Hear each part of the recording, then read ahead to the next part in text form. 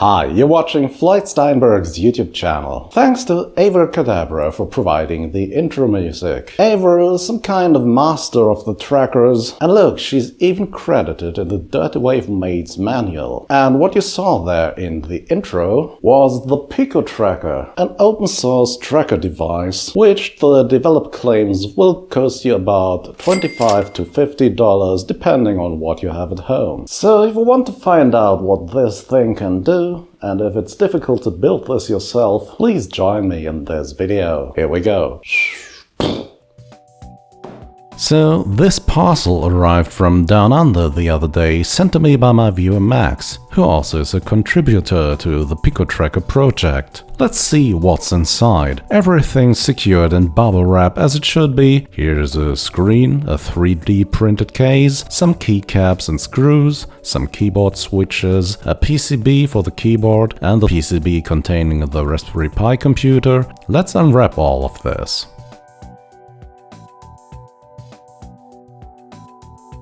Let's begin solving this 3D puzzle by pushing the keyboard switches into the smaller PCB, like this. Now, insert the connector pin strip into the holes, like this. Then solder everything in place.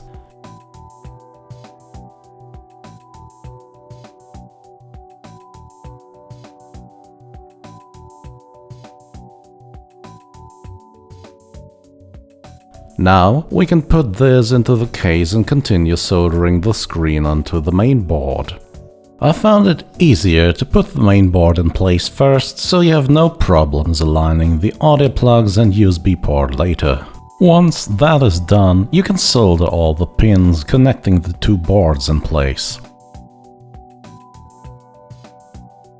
Now place the ribbon cable onto its soldering points precisely. This is the most difficult part of the build. Don't forget to use double-sided sticky tape here to secure the flat cable in place, otherwise bad things might happen later. The best strategy working on the cable is to have a drop of solder on your iron and flux on the board. Then heat up the edge of the cable until the solder flows onto the board. Work on the cable pin by pin, and eventually you should get a working result. Now take out the electronics carefully and insert the switch lever. It's very likely too big to fit into the opening in the case, so take a file and work on it until it's slim enough.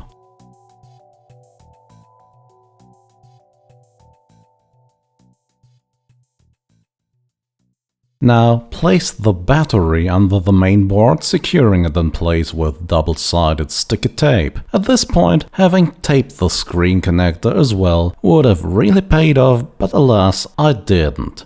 So I managed to tear the screen right off the board so badly that 3 of the soldering pads were gone. And I had to admit my oopsie to Max, who kindly sent me another board and screen, and he even took the time to correctly solder them. Thanks so much, I owe you one. Unfortunately, the new screen wouldn't fit into the case anymore, so I had to file the USB port quite a bit. The yellow lever also tends to sit very close to the battery, so in order to put the electronics in place, switch them on and bring the lever to the on position as well. Then carefully slide the boards into place. After that is done, secure the keyboard and the main board with the screws provided. Remove the protective foil. Oh, get down, baby, get down. Right on, get down. And then fix the screen cover in place. And that's it, congratulations on building your first picoTracker. Right, now let's take a look at the hardware itself. This tracker measures 12 x 8 x 2 centimeters. We have an SD card slot, MIDI in and out and headphone out, an on-off switch, a 9-button keyboard and a nice bright and contrasty screen. picoTracker was built by a developer and artist named Floyd. You can read all about picoTracker's development in a detailed and interesting blog entry, which I linked in this video's description. picoTracker has 1 MB of memory for samples, and it can play back 8 tracks of 16-step sequences, which can be arranged in chains, which can be arranged to a song. One track can play back one note with one of 16 instruments each step. Let's take a look at how this works. In order to use the picoTracker, you'll have to insert an SD card first, otherwise you won't get past the boot screen. Let's create a new project now. Don't worry about those key presses yet, I'll explain them in a minute. I'm just naming my song here, save it, and then turn off the tracker. Now on my PC, I copy some smaller 16-bit 44 kHz samples into the samples folder of the project directory. The SD card then goes back into the tracker, and when you load the song, you can see that the samples are loaded into memory as well.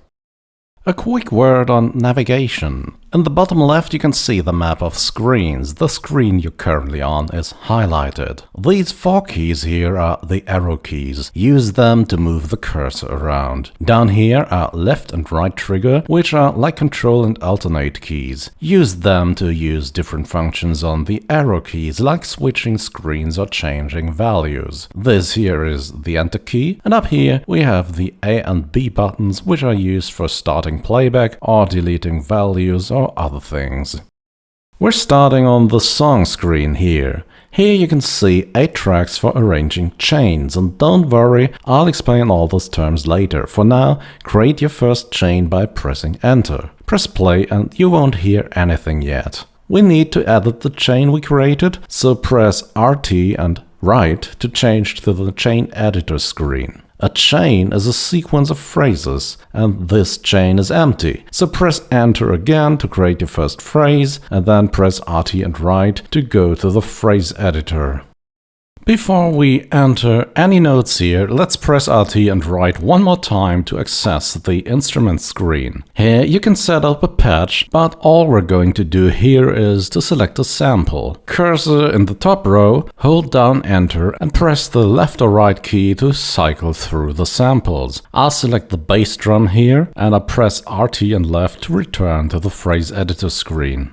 Here I'll just press enter to add a note. This is a 16-step sequence and each line here represents a 16th note, and you read this from top to bottom. I can move the cursor around with the up and down keys. I'll create a simple 4-to-the-floor beat by placing notes on lines 1, 5, 9 and 13. Press A to start the playback.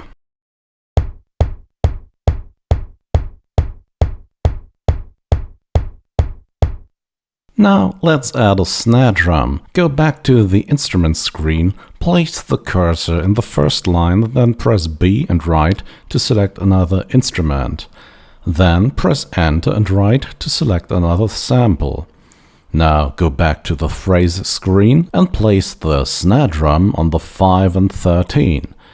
To do this, move the cursor to the second column and press enter and right to change the instrument on that note. Here's how it sounds.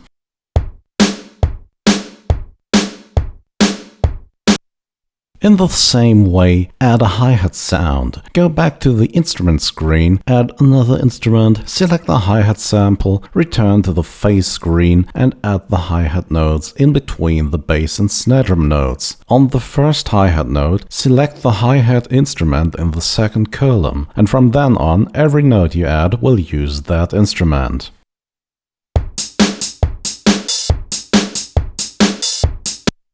Now let's adjust the song tempo to a more manageable 90 beats per minute. Hold RT and press left until you're on the song screen. Then press RT and up to access the settings menu. On the first row, you can now adjust the tempo by pressing enter and left. Our drums sound a little bit more relaxed now.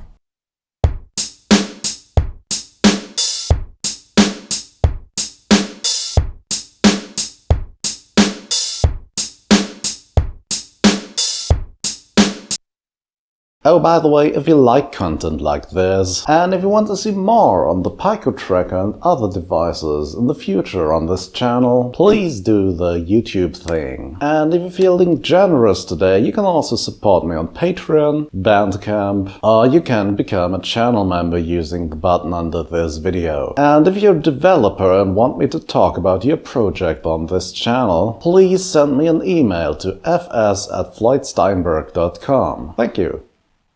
Let's add a bass track. On the song screen, move the cursor to the second column, which represents track 2 of 8. Pressing enter will create a chain here, but it will be a reference to the chain you just made. So press enter and right to increment the number to 1, which creates a new chain. Then press RT and right to go to the chain screen. Again, press enter to create an entry and press enter and right to increment the number to 1 and create a new phrase. Then press RT and right twice to create a new instrument. Press B and right to select an empty instrument and enter and right to select the bass sample. Then go back to the phrase editor screen. Place a note on line 1, then change the second column and select the instrument that holds the bass sample. I'm creating a simple sequence of 8 notes here. Notes can be edited while the sequence is playing.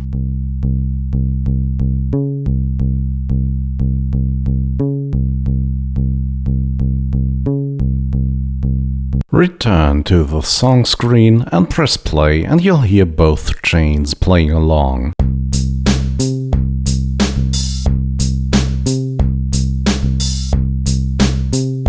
Let's add another chain now to create a progression. Move the cursor to the next row and add chain 00 in the first column. This will repeat the drum phrase.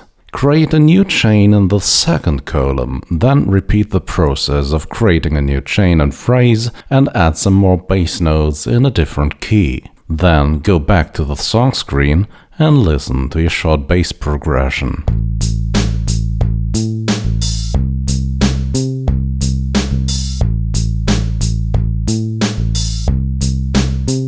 Of course, that's not the correct way to do this. Use the chain editor for stringing up phrases and then use the song editor to arrange the song parts you created that way. But for this video, this should suffice. One last thing I wanted to show you is you can use this as a MIDI sequencer. I made this sequence here and I've connected the TRS MIDI output to this Dreadbox synth here. And if you take a look at the instrument page, you can see that starting with instrument 10, you can assign a MIDI channel to play the notes. So let's listen to this sequence and I'll improvise a short melody on my Reface DX over this.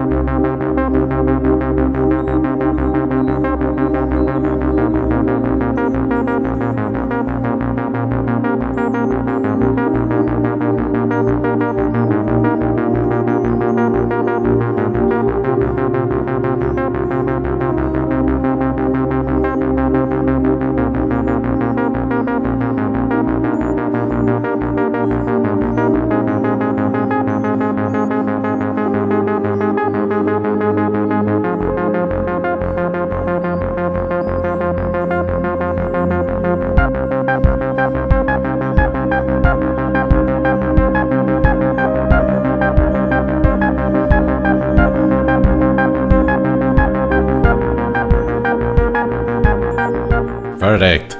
The picoTracker already is a powerful device, but it's still clearly in its development phase. And while I shot this video, a number of problems had to be solved. For example, my device had a dead right audio channel, and at the moment of filming this, MIDI tracks are lagging 11 milliseconds behind the audio tracks. When the team gets these issues out of the way, this device can be a powerful sampler and sequencer in your small synthesizer desktop setup. Personally, I can't wait to test the 8-bit software synthesizers that developer Floyd is planning to integrate into this device. For the time being, give it a try if you have the hardware needed to build this at home, and otherwise perhaps wait a day or two until there are updates. Oh, and if you decide to build and use this, don't forget to support the developers. Everyone is happy to receive funds for a cup of coffee or something. Yeah, and that's it for today. The picoTracker, a DIY sampler and tracker. And if you found this interesting, please consider subscribing to my channel. And as always, thanks for watching and see you again very soon. Bye bye.